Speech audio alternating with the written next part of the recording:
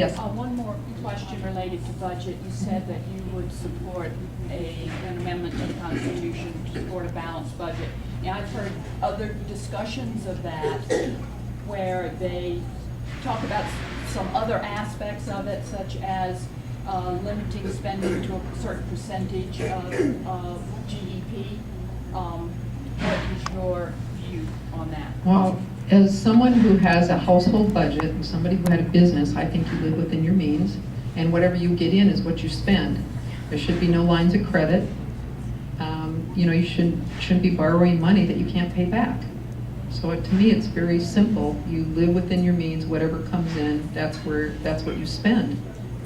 Well, I mean, I guess if we're doing really, really well, we're going to have a lot coming in, and maybe isn't that kind of what happened in Nevada? You know, during the boom years, and we expanded programs, okay, and then the recession hit, and so then you know that budget out there. Well, it should have been cut back, right? Various programs should have been cut back. So that's where I get to I guess a percentage. You could still have more going to fund your budget.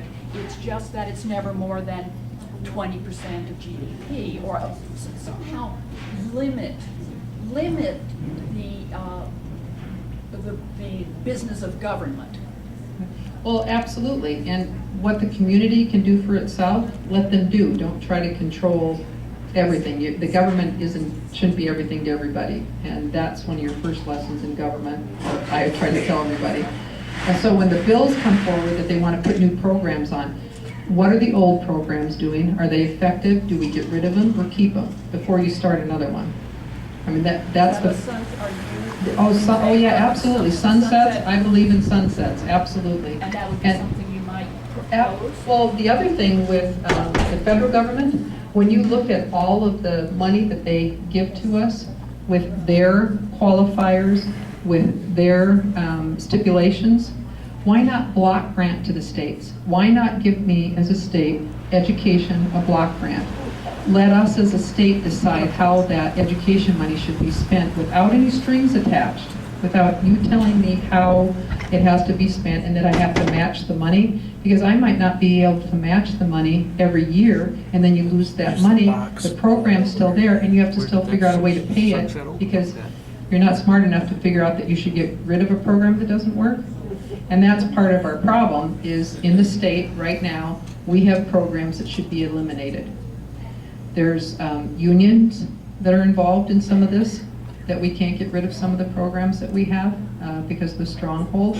We know that the communities can do much better, so let them do that, but government doesn't want to let go.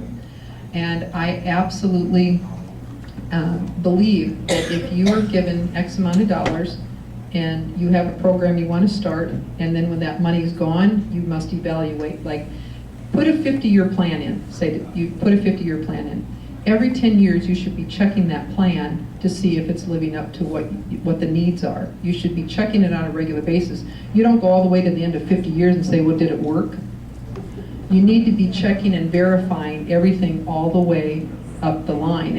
And I just gave 50 years as an example. Even if you have a 5-year program, a 10-year program, whatever you're going for, you have to evaluate and make sure that the money is being spent well, that you're getting something, something for the money. And, it's not my money. It's the taxpayers' money. And that's the thing that I think people forget when they get to Congress or they get to the Senate or even in the state positions. It's not my money. It belongs to the taxpayers. I am responsible for spending it wisely. And if you go with that mindset, you'll do good. If you go thinking it's your money and you want to get something for whatever you want to get it for, that's where you get into trouble. How do you make states accountable for whatever money, in education, for instance? Let's say the state of Nevada has so many millions to spend on education. And all of a sudden it's like, wow, it just didn't work out, whether it was mismanaged or whatever. I mean, how do you monitor programs in the state legitimately and effectively? Well, number one, you have to see, it's just like when I had my convenience store. I knew the products that were selling. I knew that what was popular. I knew what people liked. And you can have something that's packaged badly and nobody buys that, so you know not to order that again, that type of thing. So when you're looking at education, we want to make sure that our kids in special education are having their needs met. Number one, we're mandated by the state and nationally, to make sure that every child with a disability is taken care of, and we do get money for that. And you find out from the parents, are we meeting the needs of your child? Not only in special needs, but in the regular classroom, because the majority of our kids aren't special needs. But are we giving you, your bang for your buck? You're giving me X amount of dollars every time you pay your taxes. I get the money. Am I spending your money wisely? Our graduation rate is down. Why? Because we don't give the kids an incentive to stay in school. We don't give them the tools to learn a trade. We tell them everybody has to go to college. They fail because we're putting them into a position saying you have to be, this is what we want you to be. That might not be what that student's supposed to be or has the ability to be. So that's one of our tests. Are we graduating? Are we educating? I'll give you an example. I sit in the education committee. We have a litmus test that we think of is looking at if we teach the standards. We have a set of standards that we're, by regulation, supposed to have every teacher know what the regulations are, the standards are, and what's supposed to be taught in the classroom for every age level. So we went in and we did an audit. The guy that came back with the audit was absolutely stunned. We teach the standards to kids, the teachers teach the standards to kids in elementary class. When you get into middle school, there's very few standards taught, and when you're in high school, there's no standards taught. There's no consequences for that. Right, that's what I'm saying. There's no consequence. Accountable. Well, we have tried over the years, over and over again, to get the Department of Education changed. And once you get that board changed, which we will this time, I don't know if all of you know that you will now be voting for a person to represent you for the Department of Education for the state. There's going to be 4 that you elect and 4 that are appointed. And each of the congressional seats will hold 1 that you'll vote for. So in CD4, there's somebody that's running for the state board. Find out who it is, find out who's running, and find out everything you can to know. I don't even know if anybody's being challenged or if there's 1 or 2 people in most of those seats, to be honest with you. We have a very hard time recruiting people to run for state board. It's a very hard position. We usually just get teachers unions people, and that's why we've had the stronghold over the state the years that we have, because that's who's on there. And they fight change. It's very, very difficult to get right. So yeah, so if you're interested in the state board, we could have put you on there. But I've tried over the last several years, and actually Governor Miller, Gwen, Gibbons, and Sandoval have all tried to make changes within the State Board of Education. Oh, thank you.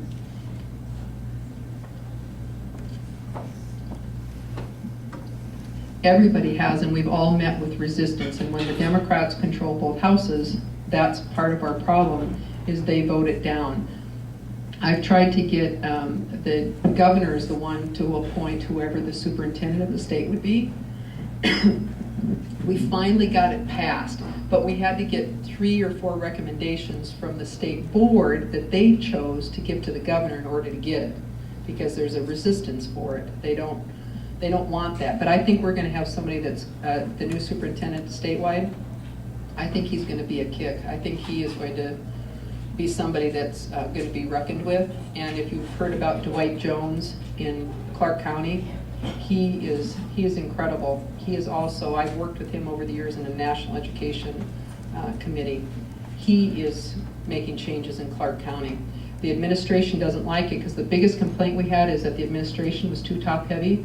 He went in and cut, and I mean he cut severely, and the administrators are crying. They are crying, saying, we have to work, and we're going, yay! But so we wanted it, we've asked for it, in so many different bills, and I think finally, with some of the changes we had, I think we'll start to see it in Nevada. We'll start to see that. I think in Clark County with the arbitration issue that's going on, there's a fight between the union and the district. The union wants all the benefits, they want all the pay, and the district's saying we can't afford it, and the arbitrator said, you're right, you can't. And so now they're challenging that. The teachers union is going against that, saying we want our pay raises, we want everything, even though you can't, and you'll have to lay off 100 and some teachers. We don't care about that. We're fighting for the principle of the thing. So when they say they're for children, I don't think they're for children. Crescent? I've got a three-part question for you that a young lady asked me to ask, two of them. Okay. Number one, where's your stance on immigration south of the border? Number two, where are you at with these green energy projects and these subsidies that we're giving to these entities for green energy? And then the third one I'll come with you after you those two. Okay. Immigration. We have laws that tell you how to become a legal citizen, and you need to follow the law. That's very simple. It's very easy. I'll give you a quick story. I had a young couple that came to me. The young lady had been brought here by her parents as a teenager. She's married, mother of 3, decided that she wanted to go back to Mexico and stay there, get her visa, and come here and be a citizen. But she wanted to do it the right way. I commended them so much because that was separation for the mother and the husband and wife. He had a really good job in Vegas.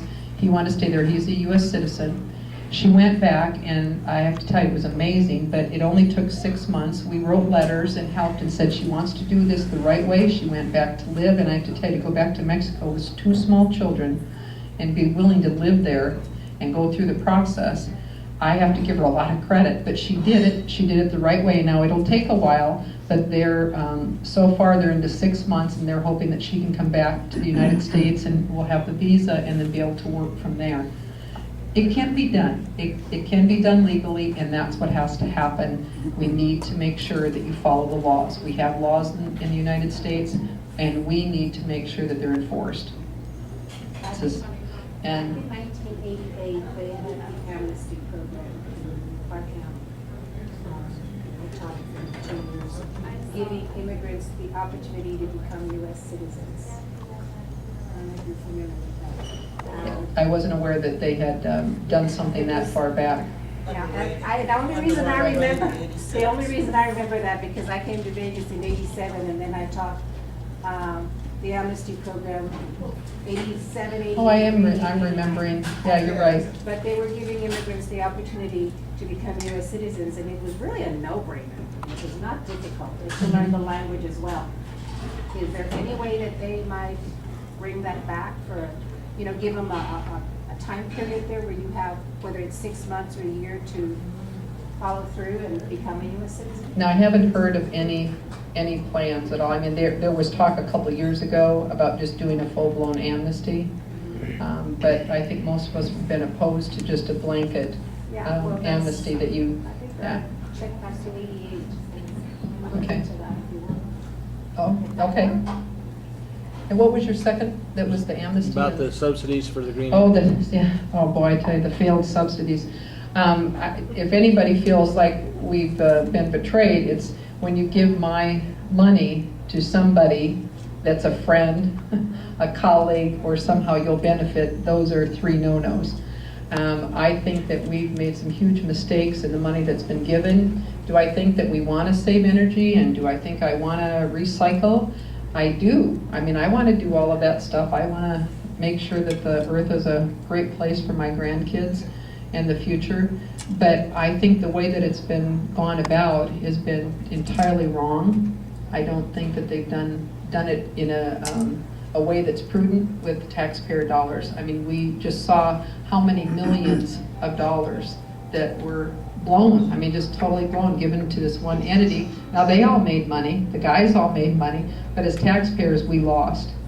And yeah, we need to make sure that we have research and we do things to look at how we can better things. But giving these subsidies to individuals, again, that are friends or businesses because they give money is absolutely wrong. I don't support that at all. I think Crescent had one more. Well, it has to do with one of the HR bills that's coming out, that went through, and they're trying to run it through again back in Congress or in the Senate, where they're extending the length of a tourist visa to people outside of this nation. Currently you have a tourist visa, you can have it 30 days. They're trying to extend it to 90 to 120 days based on economic reasons for it. What's your opinion on that? Well, I'm setting you up here because I got an answer what's going on. So. Okay. Well, just from the information that I've been able to garner, a lot of this has to do with, as you said, that they're touting it as the economy, but a work visa, is that the green card that you're talking about? No, tourist. This is a tourist. Is a tourist, Strictly okay. Tourist visa. Because the green card has to be renewed and taken, and I would think that the tourist should be done the same way, the same way that the work card is, where you have to renew it on a regular basis. I mean, that's how I feel right now. I don't know if I've heard anything else, or if anything else that you would have to say would make a difference, but that's all I'm aware of, and I think that we already have a time frame for it. I don't know if it'll pass, but I'm going to make you aware of something you may or may not know. Here. Like I said, I don't know if it'll pass or it won't in the legislature. I hope it doesn't. I wasn't really concerned about it until I saw what was going on. Our company is doing a project in Tonopah, Nevada, a solar project. We're doing some grading out there. It's a $750 million loan to a Spaniard company, which Nancy Pelosi's brother-in-law is the owner of that company. Anyway, it's a union project, but because our prices were competitive, they took our price and we've been doing the work. But out on this project, it's required to be only those from outside of the United States that come in to work on that project are supposed to be technical expertise that we don't have. On this project, they brought in a Spanish concrete company to build the tower. They have over 30 employees out there. They're Spanish people that are working on it. And they're there on tourist visas. And that is why I believe that they're trying to extend this tourist visa to 120 days while they get their work visa. So just something you may or may not have known. I just thought you might want to be aware of that. Interesting They're not process. getting a lot of their plans properly approved like. There is no plan there that is even worth looking at. I can't bid off, I can't do anything. They want me to give them budget numbers for pictures, cartoon. Where I come from, and you have to do a project, if I do a building in the state or anything, I have to have a complete set of plans with permits and approvals by all entities. This project has not got any approvals by any entity other than the BLM and the DOE. So anyway, I just thought I'd let you know that. That was courtesy of Obama. Thank you. It's always wonderful to have somebody that's in the business because they can tell you the inside. And I'll stick with my original, the date that your tourist and your work visa expire. You need to get it renewed if you're actually doing the work and you're actually a tourist. I don't know that I could ever be a tourist for that many days someplace and afford to do that. I don't believe Any it. of you could be a tourist someplace in another country? Yes, sir. Okay, we talked about the subsidies for green energy and that, and I agree it should be more controlled. But we've had corporate welfare and subsidies going to like the oil company and gas companies for decades, make a lot of money, they don't need it. In fact, they've said they don't need it. Other companies are also getting taxpayer money that they don't need. What is your view on that? It's the same thing. Everything should be looked at and scrutinized, and you know that's exactly what Creston's talking about. It's a friend. You know, somehow you're getting a kickback. All those things that's got to stop because it's our money. We work for it. We work hard, and we expect more, better from our elected officials. And you know, we shouldn't even be discussing how upset and whether or not you can trust your elected officials. I mean, that to me, that's just disgusting. Now, I do believe the majority of the people that go do the right thing, and I think there's a percentage that don't, and that's what you see in the paper, but everybody gets painted the same. But there's also, they're making the votes. They're making the votes there, and they're passing the laws that are allowing some of this to happen. So the people that vote against these things, you need to applaud them and let them know that you recognize that they're doing that. And that's what I like about our citizens legislature, because you know, we're from all walks of life. Everybody, there's everything you can think of up there.